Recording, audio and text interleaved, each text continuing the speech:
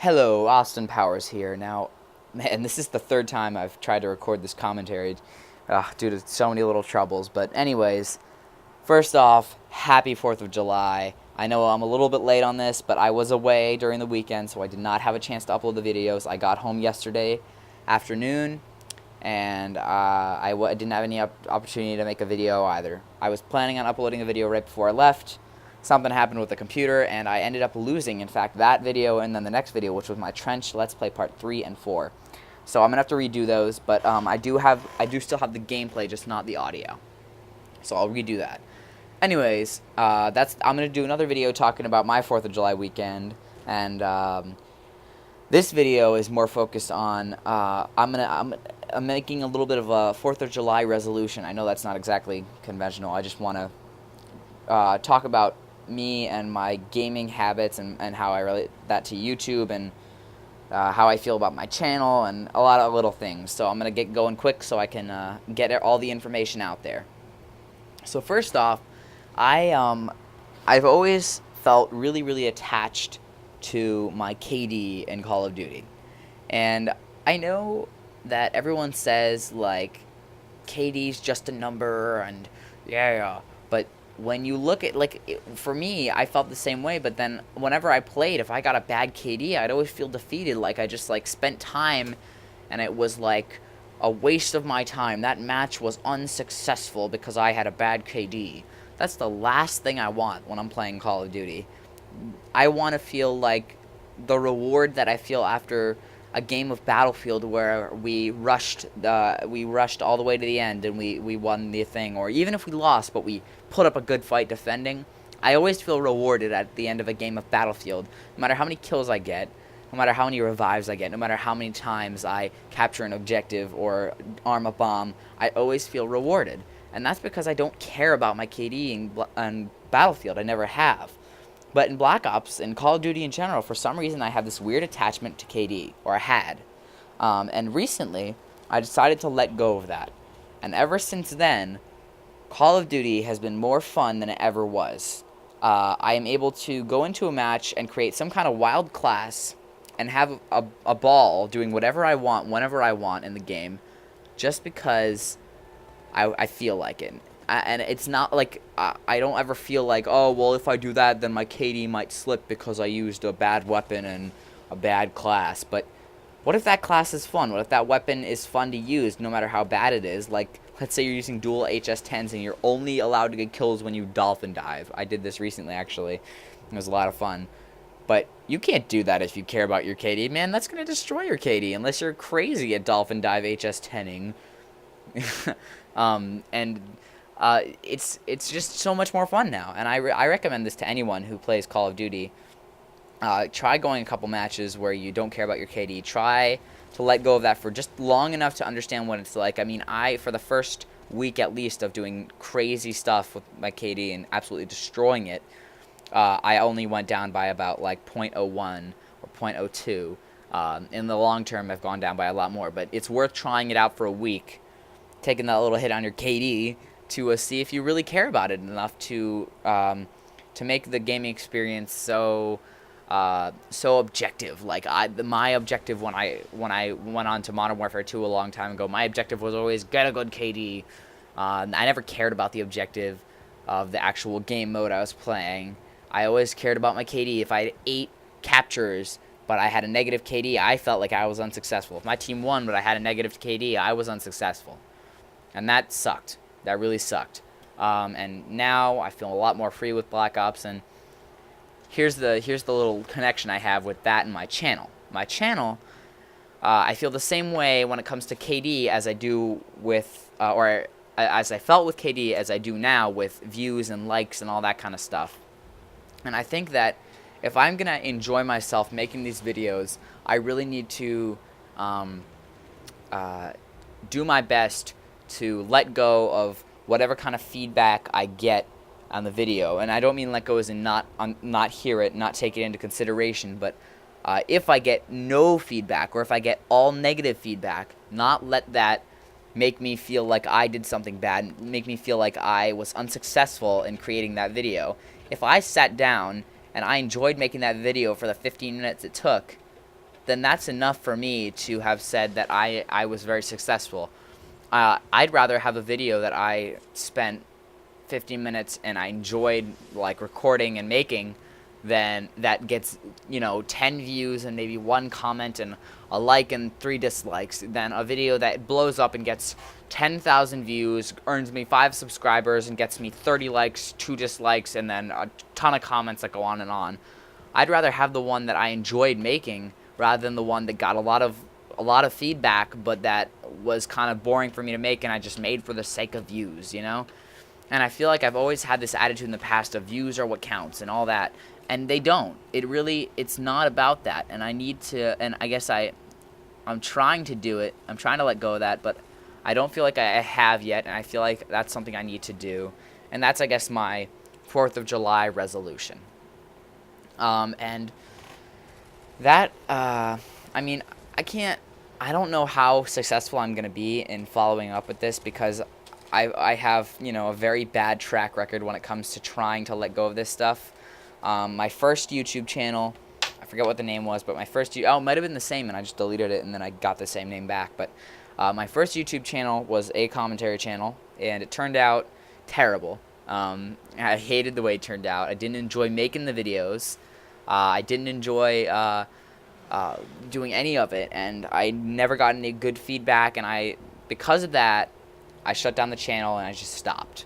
My second channel, I made videos and I got okay feedback, but nothing that great, and I never felt super rewarded for making a video. I always felt like, whatever, okay, it's another video. And after a time period where I wasn't able to make videos, after I got the ability to make them again, I just never got into it again, and I felt like, why even bother if I'm not going to enjoy it? And so I stopped making them until I got this Hauppauge and this headset, and I said to myself, I'm going to make my YouTube channel do it this time, and it's going to explode, and I'm going to get lots of feedback. And you know what? It really hasn't, but this time it's different because I'm okay with that. I don't mind getting the feedback I get. I don't mind not getting the feedback. I am here to enjoy making these videos, and I hope you enjoy watching them. I hope you enjoy listening to them. If you do, all the better. But really, the core of this and the most important part is my personal enjoyment when it comes to making these videos, because that's, after all, why I'm doing this. I'm not doing this for public service. It's not, that's, every YouTuber is out there not because of only because of the people that they're doing it for, but also because they enjoy doing it. Like, if you start a YouTube channel, I'm sorry, I just had to squash a bug, but if you start a YouTube channel and you hate making YouTube videos, but you get really big, that doesn't matter. It's not a hobby of yours. It's not something you enjoy. Why even bother doing it? But if you really enjoy doing it and you don't get a lot of views, you don't get a lot of likes, I think that's all the more precious. And I hope to continue with this attitude. I hope it lasts longer than this commentary and this little burst of feeling that I'm having now. And so I'm going to move on to the next thing and the last thing for this video. And that is completely, it's in the gaming category, but it's completely unrelated to the past two. And that is buying games and really getting into them, and whether a game is worth the purchase or not, and how to evaluate that. And for me, and I've always evaluated whether or not a game is worth the purchase by whether or not it's a good game, right? So Metal Gear Solid 4, let's look at that as an example, because for me that's a good example. I honestly, and I know I'm going to probably get a lot of comments saying like, oh, well, maybe you were too young, or maybe you didn't enjoy it because you were not playing it right, or all kinds of hater comments, but I absolutely hated Metal Gear Solid 4. I didn't enjoy the game, and I found it kind of boring. Found the story kind of uninteresting, found the characters a little bit too, I don't know, flat, and I found the whole entire experience to be just kind of bleh. The graphics weren't great, I didn't like the gameplay, didn't like the story, and I purchased it, and for me at the time, the reason I bought it wasn't because I thought I would like the game, it was because it looked like a good game. It got all those great reviews, so I had to buy it, right? And I feel like that is the attitude that kind of kills gaming for me a little bit, because I buy too many games. I really do. I buy a lot of games that I end up playing for a short period of time, and then I end up putting down, not even finishing the campaign. And then no matter how many times I think to myself, okay, what do I want to play now, right? I look at my games library. If I'm a little bored of Black Ops, I say, look at my games library, or Battlefield actually, and I say, what do I want to play now? And I see those games that are half completed, and I don't want to pick them up. I don't feel like picking up Darksiders now. I played it a little bit, but I'm not enjoying it. And I guess I need to focus a little bit more and streamline my gaming, I don't know what to call it, my purchases, and then like how invested I get in games. And for me, Black Ops, I think, is a perfect example of a good purchase. And despite the fact that I don't think Black Ops is as good of a game as, I don't know, let's say Uncharted 2. It may not be as good of a game, but it was a more worthy purchase. It had more bang for the buck. And I don't mean that because it had more content. I mean that because I, personally, had more hours put into that game of time that I enjoyed myself than, for example, Uncharted 2. I didn't get hooked by the multiplayer, the campaign. I only played once in that game, and I didn't feel any need to go further than that. Whereas the Black Ops campaign, I've played multiple times on different difficulties. I've been hunting for achievements. I just got really into it, and I put in 2 days worth of time in the multiplayer mode alone, and then lots of other time in zombies and campaign and split screen with my friend. It's just so much fun, but the fact that I've spent so much time having so much fun with that game makes me feel very happy that I made that purchase. It makes me feel validated. It doesn't make me feel validated. It makes that purchase validated in my mind.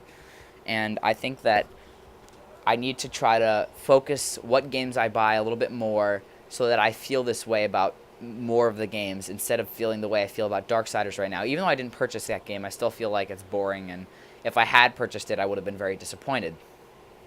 I feel like, for example, another good example of that is Battlefield Bad Company 2. And although at first I felt the exact opposite way, I started it and then I put it down because I was bad at it, didn't like it. It was my first Battlefield game, and I just didn't feel into the game at all. But eventually, I really, really picked it up, and I started really enjoying it. In fact, it was thanks to a commentator called The End, who I started watching, and the way he played kind of intrigued me to get more into it. And after that, I loved the game, and I spent hours and hours playing it and really enjoying myself. And that too has become something that I feel is a very valid purchase. And I feel the same way about lots of games, but I feel the opposite way about too many games, and I think that is something I need to change. And so, for example, this coming year, I'm thinking right now, like, what games do I know for sure I want to get? And other than those for sures, I'm not going to go for anything else. And those for sures right now to me are Battlefield 3, Modern Warfare 3, despite the fact that it looks like not as good as Black Ops, and I don't think it's going to be a massive improvement over Modern Warfare 2. Not that Modern Warfare 2 is anything special, but I know that I'm going to spend time enjoying myself playing that game. Despite how campy or newbie it is, I'm still going to enjoy myself playing it for hours and hours, and I know that that's a safe purchase. Battlefield, I know, is a safe purchase because of how deeply I'm invested in Battlefield Bad Company 2. As long as they keep the vibe going that they've got going now, I am going to be happy. I don't care about the campaign. I'm just there for the multiplayer. And then the other game, which is a single-player only game, this is probably the riskiest one of them all, is Skyrim. And here's why it's risky. Oblivion, I got forever ago. Elder Scrolls 4 Oblivion. And I dove into the game, and I very quickly was turned off by it. And I think it was the fact that I got stuck at this one point, and I couldn't figure out a way to get past it, and so I had to kind of like quit that quest and then go do side quests, and I felt like I was grinding already, and I just was immediately turned off, put it down, and I eventually just turned it back into GameStop, didn't enjoy it. Fallout New Vegas, I felt the same way. Fallout 3 I really enjoyed, but Skyrim's going to be a risk. Anyways, thank you guys for watching this video. I'm running out of time, so I got to end it now. Happy 4th of July. Thanks for watching.